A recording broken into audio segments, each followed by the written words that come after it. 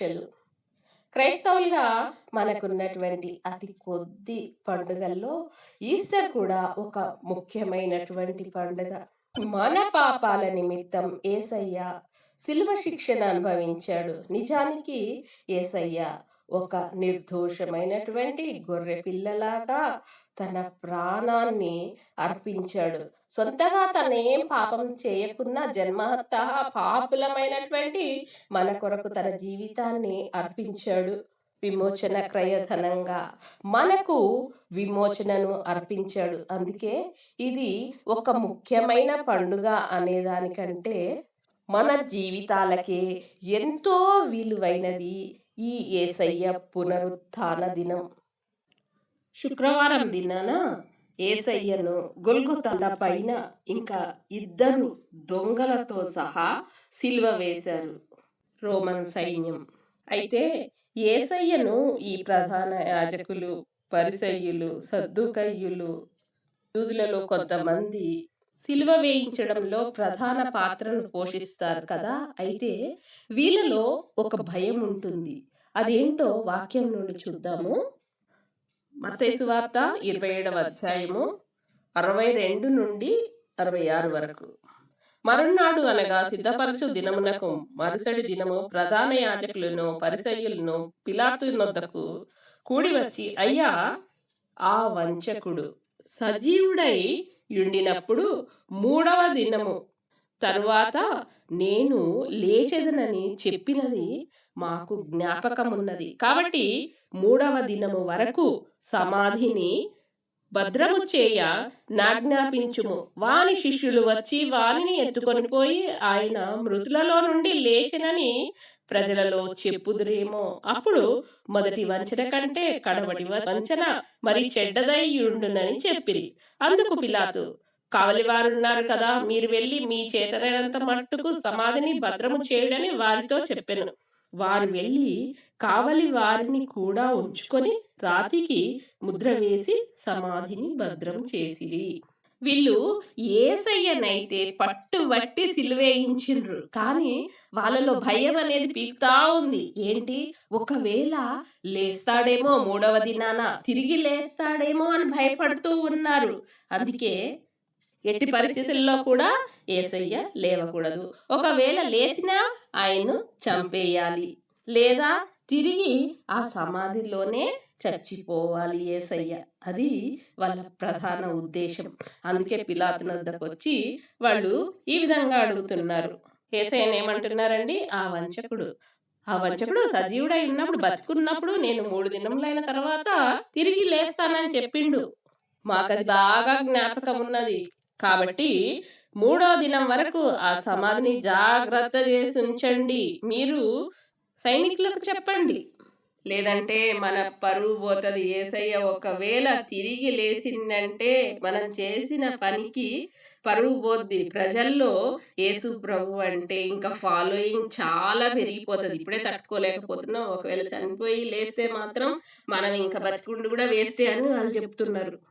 అప్పుడు పిలాతు ఏమంటున్నాడు, కావలి వాళ్ళు ఉన్నారు కదా, మీరెళ్ళి మీకు చేతనైనంత వరకు మీరు కూడా ఆ సమాధిని జాగ్రత్త చేయండి అన్నప్పుడు వాళ్ళు వెళ్ళి ఏం చేస్తున్నారు, రాతికి ముద్ర వేసి సమాధిని భద్రం చేసిరి. రాతికి ముద్ర ఎందుకు వేసిండ్రండి? అది అసలే పెద్ద రాయి. దాన్ని తీయడానికి ఎవరికి కూడా వల్ల కాదు, ఎంతో మంది కావాల్సి ఉంటుంది. అయితే శిష్యులు ఎక్కడో వచ్చి ఎత్తుకపోతారు అని చెప్పి ఆ రాతికి ఒక సీల్ వేస్తున్నారు. ఇంకా సీల్ వేస్తే ఆ సీల్ తీసేస్తే వాళ్ళకి తెలిసిపోతుంది. అప్పుడు యేసయ్యను దొంగిలించేశారు, ఆయన శరీరాన్ని అని చెప్పి ప్రచారం చేసుకోవచ్చు.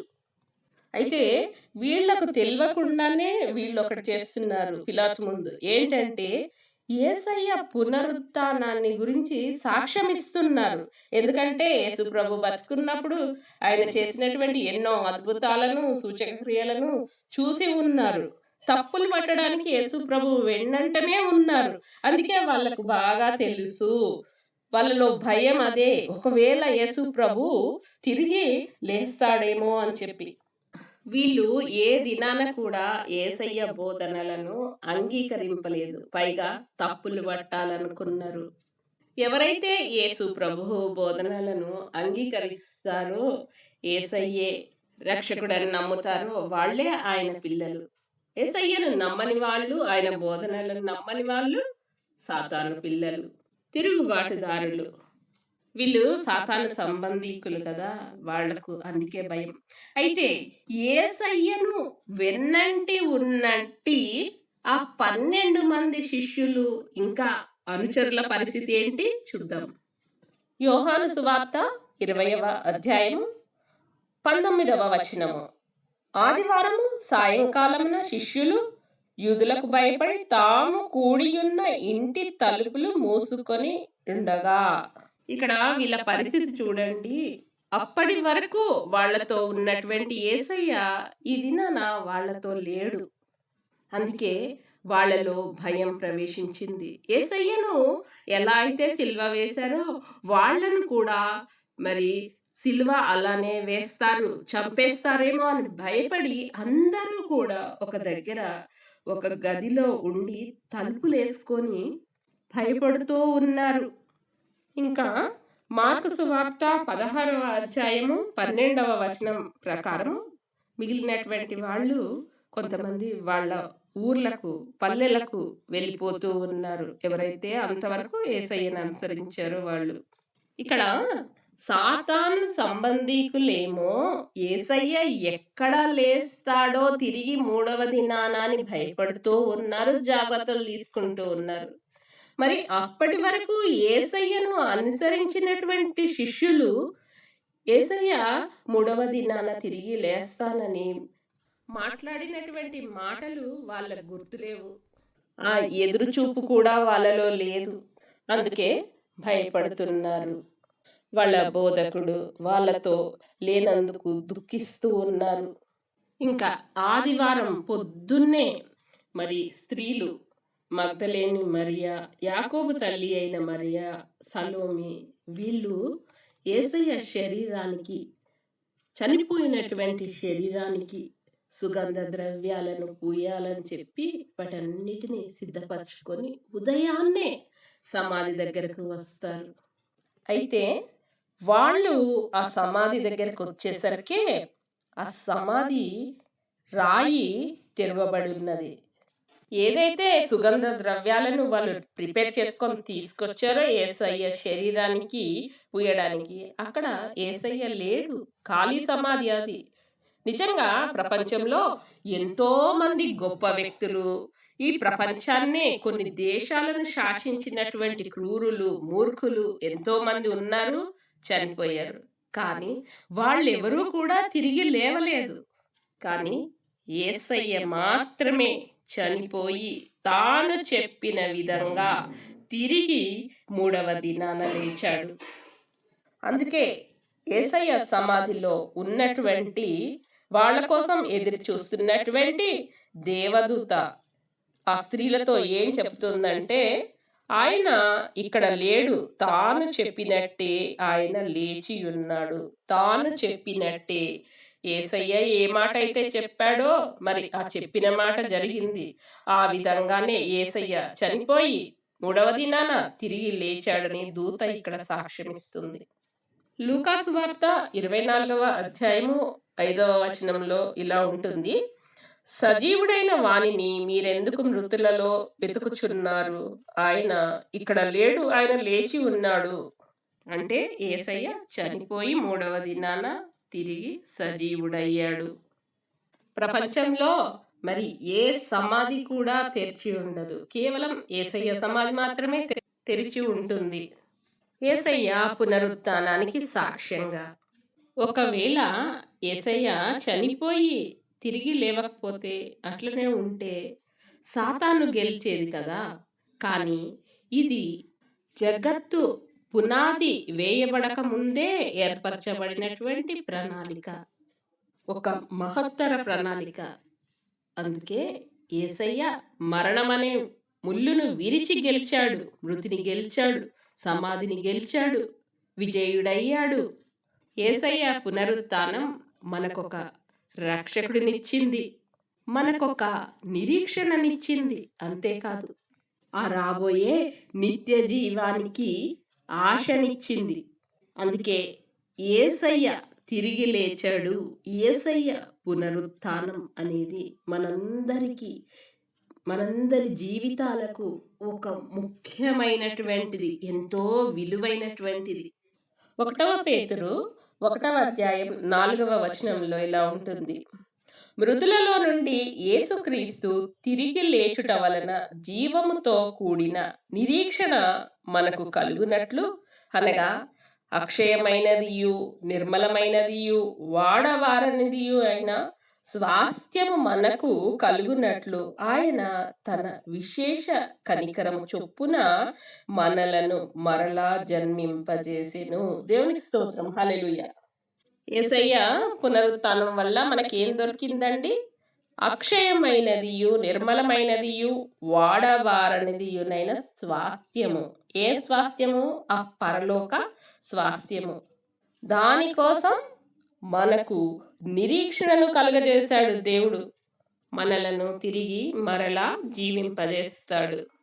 అందుకే ఆ తర్వాత వచనంలో ఇలా అంటాడు: కడవరి కాలమందు బయలుపరచబడుటకు సిద్ధముగానున్న రక్షణ మీకు కలుగునట్లు విశ్వాసము ద్వారా దేవుని శక్తి చేత కాపాడబడు మీ కొరకు ఆ స్వాస్థ్యము పరలోకమందు భద్రపరచబడి ఉన్నది.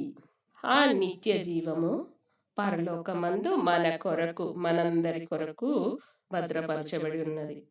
అయితే ఎప్పుడు కూడా మనం యేసయ్య శిలువ త్యాగాన్ని, చనిపోవడాన్ని, 3వ దినాన తిరిగి లేవడాన్ని విడివిడిగా చూడకూడదు. కానీ మొత్తం కూడా కేవలం ఒకే ఒక్క పర్పస్ కోసం నిర్ణయించబడింది. అదేంటంటే మనకు సంపూర్ణ సిద్ధిని కలుగజేయడానికి, మనకు నిత్యమైన స్వాస్థ్యమును గూర్చిన వాగ్దానంను నెరవేర్చడానికి.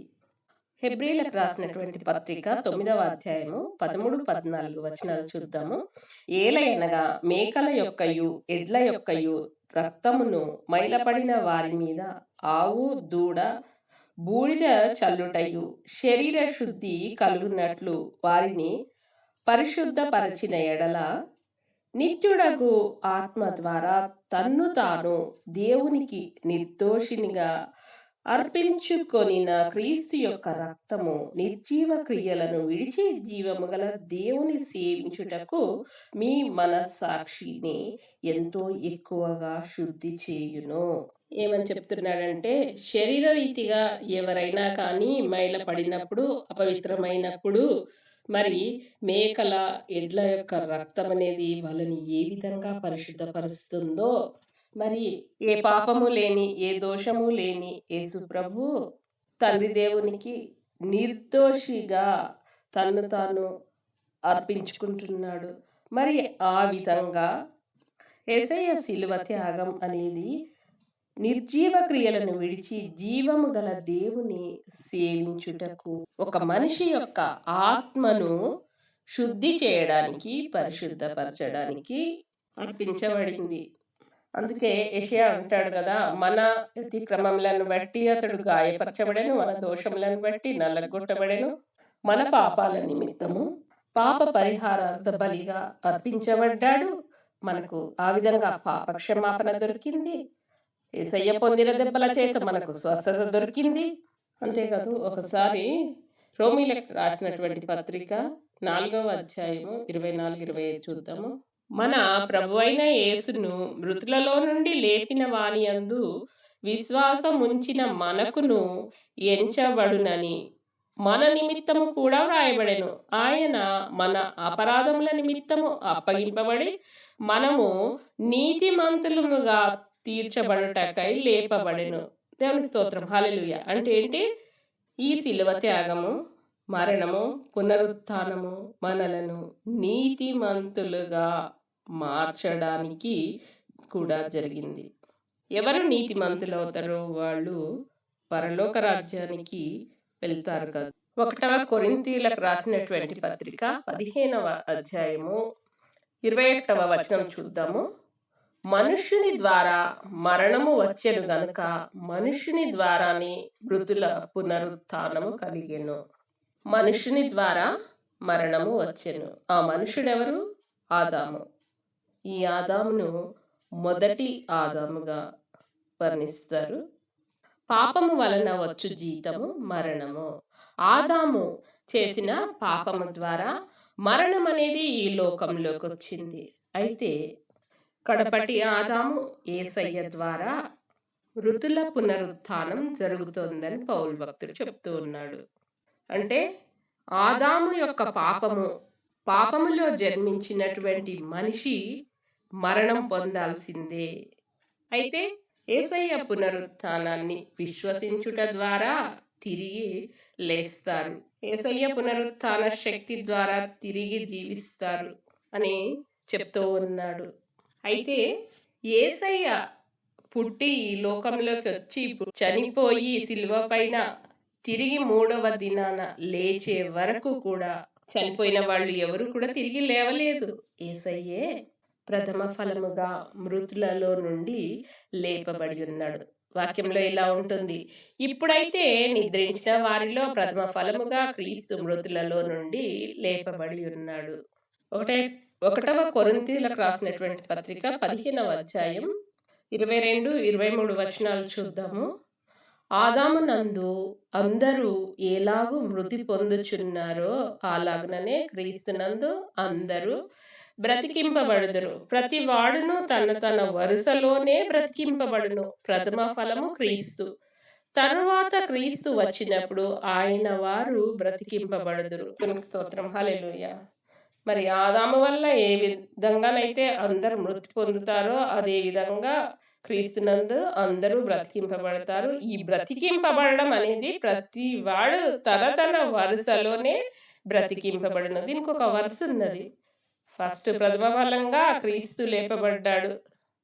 ఆ తర్వాత క్రీస్తు వచ్చినప్పుడు ఆయన వారు బ్రతికింపబడతారు.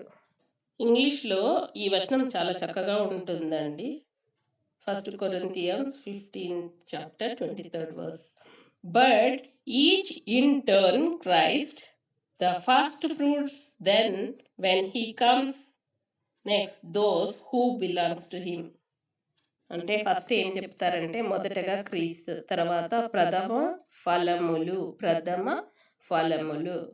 ఆ తర్వాత తిరిగి యేసు ప్రభు వచ్చినప్పుడు ఆయనకు సంబంధించిన వాళ్ళు. అయితే ఈ ఫస్ట్ ఫ్రూట్స్ ఎవరు అంటే ప్రకటనల గ్రంథము 14వ అధ్యాయము 1వ వచనం చూద్దాము. మరియు నేను చూడగా ఇదిగో ఆ గొర్రెపిల్ల సియోను పర్వతము మీద నిలువబడి ఉండెను. ఆయన నామమును ఆయన తండ్రి నామమును నొసళ్ళయందు లిఖింపబడి ఉన్న 144,000 మంది ఆయనతో కూడా ఉండిరి. వీళ్ళ నొసళ్ళ మీద ఏముందండి? యేసు ప్రభు పేరు, పరలోకమందున్న తండ్రి అయిన యెహోవా దేవుని పేరు రాయబడి ఉన్నదట. వీరు 4వ వచనం గమనించినట్లయితే, వీరు స్త్రీ సాంగత్యమున అపవిత్రులు కాని వారును స్త్రీ సాంగత్యమును ఎరుగని వారునయ్యుండి గొర్రెపిల్ల ఎక్కడికి పోవునో అక్కడికెల్లా ఆయనను వెంబడించుదురు. వీరు దేవుని కొరకును గొర్రెపిల్ల కొరకును ప్రథమ ఫలముగా ఉండుటకై మనుషులలో నుండి కొనబడిన వారు. దేవునికి స్తోత్రం, హల్లెలూయా. క్రీస్తు ప్రథమ ఫలము, ఆ తర్వాత ప్రథమ ఫలములు 144,000 మంది. ఆ తర్వాత వరుసలో ఎవరుంటారు? మనం. అందుకే వాక్యం ఏం సెలవిస్తుంది? తర్వాత క్రీస్తు వచ్చినప్పుడు ఆయన వారు బ్రతికింపబడుదురు. అంటే మనం కూడా ఒక దినాన చనిపోయాక తిరిగి నూతన జీవాన్ని పొందుకోవాల్సి ఉంటుంది. అదే మృతుల పునరుత్థానము. అయితే ఈ మృతుల పునరుత్థానంలో ఎలాంటి శరీరాలను కలిగి ఉంటారు అనేది చాలా ముఖ్యమైనటువంటి విషయం. చూద్దాం. అది 1వ కొరింథీయులకు రాసినటువంటి పత్రిక 15వ అధ్యాయము 35వ వచనం నుండి 38 వరకు చూద్దాం. అయితే మృతులేలాగు లేతురు, వారిట్టి శరీరంతో వత్తురని ఒకడు అడుగును. ఓ అవివేకి, నీవు విత్తునది చచ్చితేనే గాని బ్రతుకును గదా. నీవు విత్తు దానిని చూడగా అది గోధుమ గింజ అయినను సరే, మరి ఏ గింజ అయినను సరే, వట్టి గింజనే విత్తుచున్నావు గాని పుట్టబోవు శరీరమును విత్తుటలేదు. అయితే దేవుడే తన చిత్త ప్రకారము నీవు విత్తిన దానికి శరీరము ఇచ్చును. మరియు ప్రతి విత్తనమునకును దాని శరీరమును ఇచ్చుచున్నాడు. దేవునికి స్తోత్రం, హల్లెలూయా. ఒక విత్తనాన్ని విత్తినప్పుడు ఆ విత్తనము చనిపోయి దానిలో నుండి ఒక మొక్క జీవం పోసుకొని ఏ విధంగా వస్తుందో, మరి అదే విధంగా మన శరీరము కూడా క్షయమైనదిగా విత్తబడి అక్షయమైనదిగా లేపబడుతుంది. ఘనహీనమైనదిగా విత్తబడి మహిమగలదిగా లేపబడుతుంది. బలహీనమైనదిగా విత్తబడి బలమైనదిగా లేపబడుతుంది. ప్రకృతి సంబంధమైనటువంటి ఈ శరీరము విత్తబడి ఆత్మ సంబంధమైనటువంటి శరీరముగా లేపబడుతుంది. అయితే విత్తబడే ఈ విత్తనంలోనే తేడా ఉంటుంది. ఇక్కడ 37వ వచనంలో చెప్తున్నాడు కదా, నీవు విత్తు దానిని చూడగా అది గోధుమ గింజ అయినను సరే, మరి ఏ గింజ అయినను సరే, వట్టి గింజగానే విత్తుచున్నావు గాని పుట్టబోవు శరీరంను విత్తుటలేదు. ఈ విత్తేటటువంటి గింజలోనే తేడా ఉంది. గోధుమ గింజ అయినా సరే, మరి ఏ గింజ అయినా సరే, అది పాపమైనా సరే, పరిశుద్ధత అయినా సరే, మనిషి చనిపోయినప్పుడు ఒక పాపి, దుష్టుడు, దుర్మార్గుడు అయితే కనుక వాళ్ళు దానికి సంబంధించిన విధంగానే లేస్తారు. లేదా పరిశుద్ధులు, నీతిమంతులు అయితే మహిమ సంబంధమైన శరీరాలతో లేస్తారు. అందుకే పౌలు అంటున్నాడు, నువ్వు పరిశుద్ధతను నీతిమంతురాలుగా చనిపోతున్నావు, లేదా దుష్టులుగా దుర్మార్గులుగా చనిపోతున్నావు. కానీ ఏదైతే నూతన శరీరాన్ని ధరించుకోవాలనుకుంటున్నావో ఆ శరీరాన్ని నువ్వు విత్తడం లేదు. ఎందుకంటే ఆ తర్వాత వచనంలో ఇలా ఉంటుంది, అయితే దేవుడే తన చిత్త ప్రకారము నీవు విత్తిన దానికి శరీరమును ఇచ్చును. మరియు ప్రతి విత్తనమునకును దాని శరీరమును ఇచ్చును. అంటే మనం ఈ లోకంలో ఉన్నటువంటి క్రియలను బట్టే చనిపోయిన తర్వాత మనకు దేవుడు ఇచ్చేటటువంటి ఆత్మ సంబంధమైనటువంటి శరీరం ఉంటుంది. ఎందుకంటే పరలోకంకు సంబంధించినటువంటి మహిమ వేరు, వేరొక లోకంకు సంబంధించినటువంటి మహిమ వేరు. 1వ కొరింథీయులకు రాసినటువంటి పత్రిక 15వ అధ్యాయము 52వ వచనం చూద్దాము. మనమందరము నిద్రించము గాని నిమిషంలో ఒక రెప్ప పాటున కడబూరం రోగగానే మనమందరము మార్పు పొందుదుము. బూరం రోగును, అప్పుడు మృతులు అక్షయులుగా లేపబడుదురు, మనము మార్పు పొందుదుము. ఒక దినాన బూరం మ్రోగబోతుంది. ఆ దినాన మరి క్షయమైపోబోయేటటువంటి ఈ శరీరాలు ఇక్కడ వదిలేసి మనము అక్షయమైనటువంటి శరీరాన్ని ధరించుకోవాల్సిందే. యేసయ్య మరి ఆ శిలువ త్యాగాన్ని గావించి చనిపోయి తిరిగి 3వ దినాన పునరుత్థానుడై పరలోకమునకేగి ఆ తండ్రి సన్నిధిలో కుడి పార్శ్వమున కూర్చొని మనందరి కొరకు విజ్ఞాపనలు చేయుచున్నాడు. హెబ్రీలకు రాసినటువంటి పత్రిక 10వ అధ్యాయము 19-20 వచనాలు చూద్దాము. యేసు మన కొరకు ప్రతిష్ఠించిన మార్గమున, అనగా నూతనమైనదియు జీవము గలదియు ఆయన శరీరము అను తెర ద్వారా ఏర్పరచబడినదియునైన మార్గము, ఆయన రక్తము వలన పరిశుద్ధ స్థలం నందు ప్రవేశించుటకు మనకు ధైర్యము కలిగి ఉన్నది. యేసయ్య మన కొరకు ఏర్పరచినటువంటి మార్గము ఒక నూతన మార్గము, జీవము గల మార్గము. అది యేసయ్య సిలువలో తన ప్రాణ త్యాగము ద్వారా మన పాపముల కొరకు మరణించి తిరిగి 3వ దినాన పునరుత్థాన శక్తి ద్వారా లేచి ఆ మార్గాన్ని వేశాడు.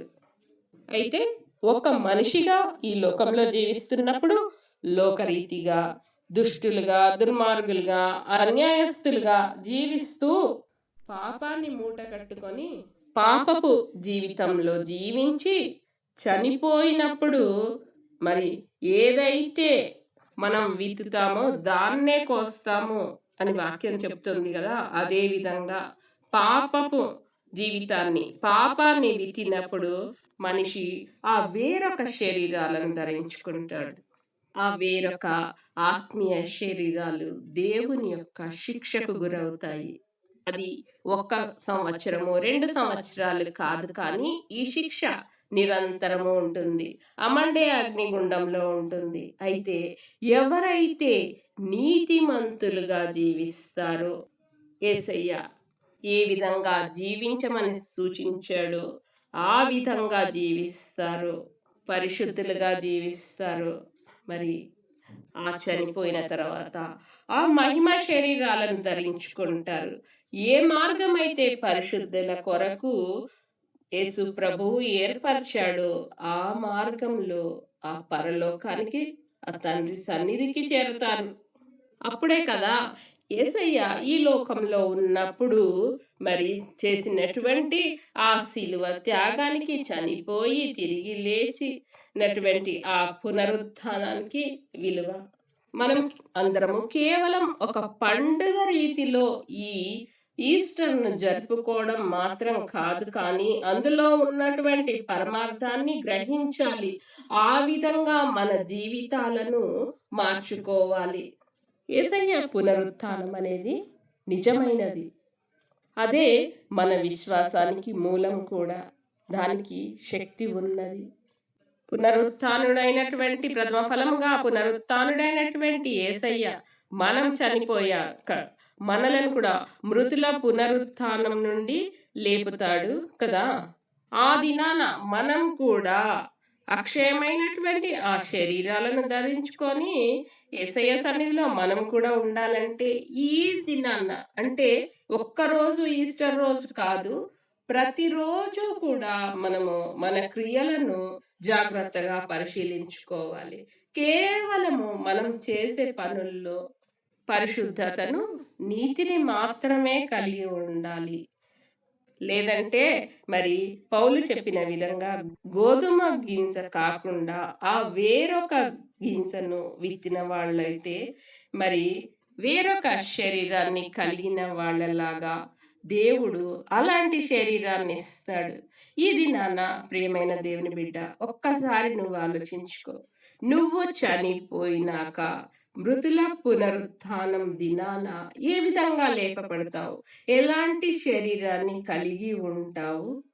నిన్ను పరలోక మార్గాన్ని చేర్చేటటువంటి ఆ మహిమా శరీరాన్ని కలిగి ఉంటావా, లేదా వేరొక శరీరము, వేరొక ఆత్మీయ శరీరాన్ని కలిగి ఉంటావా? ఒక్కసారి ఈ దినాన, ఈ పండుగ దినాన నీ పరిస్థితి ఏంటో నువ్వు ఆలోచించుకో, సరి చేసుకో, సరి అయిన మార్గంలో జీవించు. అప్పుడే యేసయ్య మన కొరకు చేసినటువంటి ఆ సిలువ బలియాగం అనే దానికి నిజమైనటువంటి విలువ, ఆ పునరుత్థానానికి నిజమైనటువంటి అర్థం. ఆ విధంగా మీరందరూ ఉంటారని ఆశిస్తూ ఈ వారానికి సెలవు తీసుకుంటున్నాను. God bless you all.